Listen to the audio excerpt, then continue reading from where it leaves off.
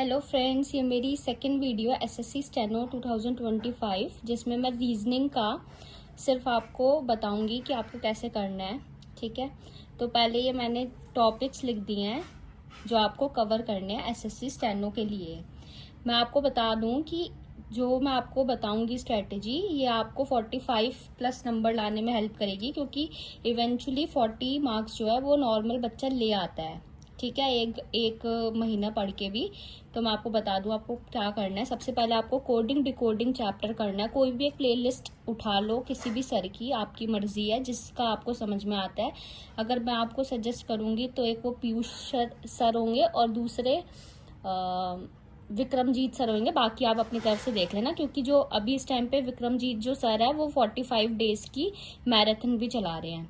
तो मैं पहले आपको टॉपिक बता देती हूँ। पहला coding decoding, number series, mathematical operation, analogy, जो जैसे वेन डायग्राम बोलते हैं, direction, blood relation, dice, calendar, mirror image, ranking, counting figure, paper folding, non verbal जो रीजनिंग है, इनइक्वालिटी, सेटिंग अरेंजमेंट्स। ठीक है, ये कुछ हमारे टॉपिक हैं।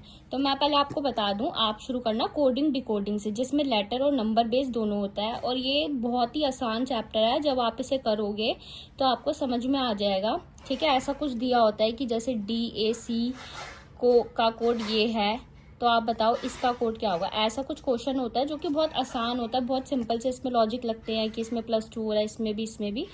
ठीक है, दूसरा नंबर सीरीज। फिर आपको ऐसे मतलब सारे टॉपिक कवर करने हैं। ठीक है, जो भी मैंने लिखे हैं आप देख लेना। एक एक दिन, दो दिन में खत्म कर दो टॉपिक।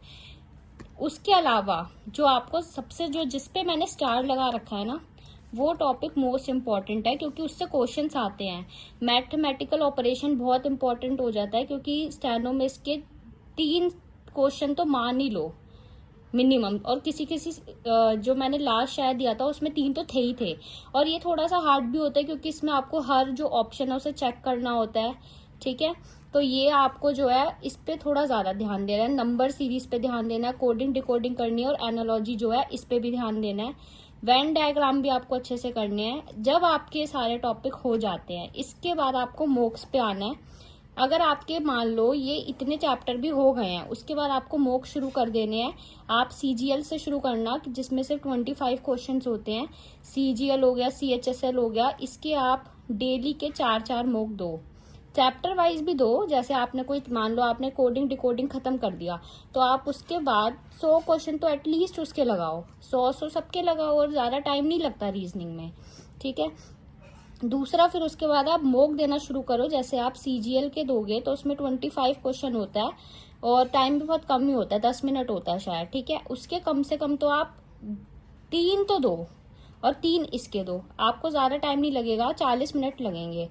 ठीक है, मोक देने से क्या होगा, आपको पता होगा, डिफरेंट टाइप के क्वेश्चन समझ में आएंगे। और फिर इनके बाद जब आप कम से कम इनके 30 मोक्स दे चुके होगे, तो आप फिर स्टेनो के शुरू करना, क्योंकि स्टेनो का 50 मार्क्स का होता है। ठीक है, और इसमें क्या होता है, जो आपकी गलती हो रही है, मान लो कोडिंग डिकोडिंग में कोई ऐसा एक वो आ गया पैटर्न जो आपको नहीं पता था कभी भी, तो फिर उसको आप एक अलग से कॉपी बनाओ, और स्टार ऐसे करके उसमें आप उसे नोट करके उस क्वेश्चन को नोट करो, और उस पैटर्न को भी नोट करो। हर चैप्टर में ये करना है। मोक ज्यादा से ज्यादा देने हैं। चैप्टर खत्म का वेट मत करो। ये वेट मत करना कि पहले हम सिलेबस कंप्लीट करें फिर उसके बाद हम मोक दें। ये गलती आप कभी भी मत करना। ठीक है, तो आप मोक के साथ देना। शुरू में आपके होंगे 50 में से 30, 35। ठीक है, शायद उससे कम भी हो, टाइम भी ज्यादा लगेगा। ये भी हो सकता है कि आपके जो मोक है उस पर कम नंबर आए। ठीक है, लेकिन फिर भी आपको, और या तो टाइम खत्म हो जाए, अगर टाइम खत्म भी हो रहा है उसके बाद भी मोक को कंटिन्यू रखना। ठीक है, टाइम खत्म हो जाए तो, क्योंकि ये होगा, लेकिन क्योंकि टाइम भी बढ़ाना बहुत जरूरी है रीजनिंग में। टाइमिंग सही होना बिल्कुल जरूरी है। जैसे जैसे आप मोक दोगे, मोक से आपकी जो टाइमिंग है वो कम होती रहेगी, जो कि बहुत जरूरी है। ठीक है, तो आप ये, और हाँ, सिटिंग अरेंजमेंट भी बहुत जरूरी है। इसके भी 2 से 3 क्वेश्चन आते ही आते हैं। डाइस तो ऐसा चैप्टर है जो आपके नंबर पक्के करता है। ठीक है, और कैलेंडर का एक क्वेश्चन आता है, रैंकिंग का एक क्वेश्चन आता है, काउंटिंग फिगर करना। पर ये जो स्टार है ना, इस पे भी स्टार लगा लेना। ये बहुत इंपॉर्टेंट चैप्टर्स है जो आपको डेली बेसिस पे करने हैं। उसके अलावा ये भी ऑब्वियसली होनी चाहिए, क्योंकि देखो क्या है ना, 40 नंबर लाना स्टेनो में बहुत आसान है, लेकिन अगर आपको कट ऑफ के अंदर आना है, अच्छे नंबर लाने हैं, तो आपके 45 प्लस नंबर होने ही चाहिए, क्योंकि एवरेज जो है वो 40 या 45 कोई भी ले आता है। तो आपको 45 प्लस नंबर करने हैं।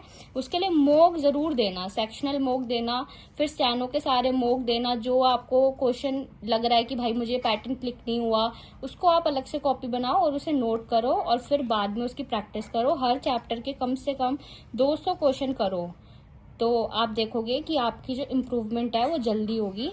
तो ये देखो छोटी सी वीडियो है, और इसमें यही है इसकी ट्रिक, सिर्फ आपको चैप्टर वाइज करना है और उसके अलावा सिर्फ मोक लगाना है। रीजनिंग में इसके अलावा और कुछ भी नहीं है।